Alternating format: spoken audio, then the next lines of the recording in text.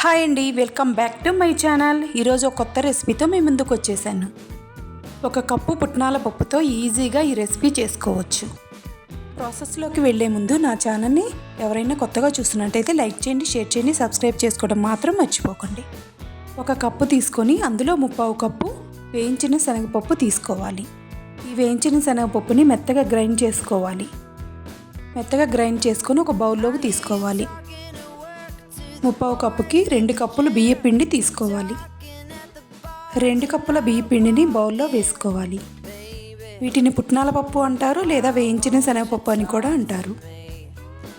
ఈ 2 వేసుకున్న తర్వాత 1 స్పూను ఉప్పు, 1 స్పూను కారము వేసుకోవాలి.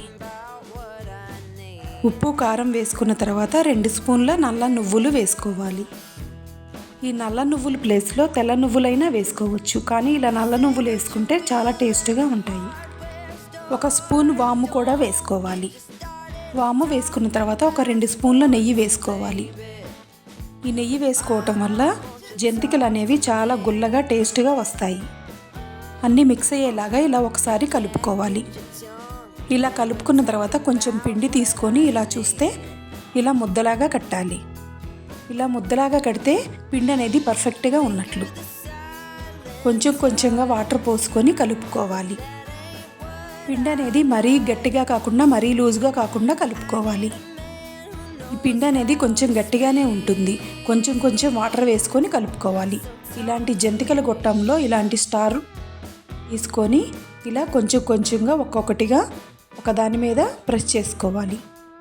ఇలా ముందుగా అన్ని జంతికలు వేసుకొని పక్కన పెట్టుకోవాలి.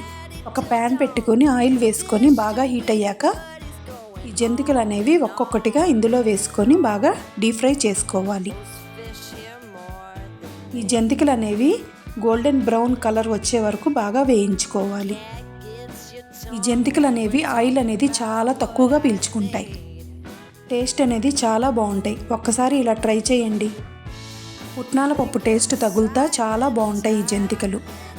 పిల్లల స్నాక్ బాక్స్లోకైనా ఇవి చాలా బాగుంటాయి. అంతేనండి, ఎంతో ఈజీగా అయిపోయే జంతికలు రెడీ.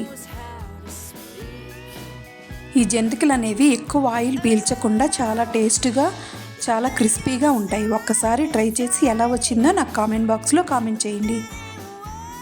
ఇలాంటి మరెన్నో వీడియోస్ కోసం నా ఛానల్ని లైక్ చేయండి, షేర్ చేయండి, సబ్స్క్రైబ్ చేసుకోవడం మాత్రం మర్చిపోకండి. Thank you for watching.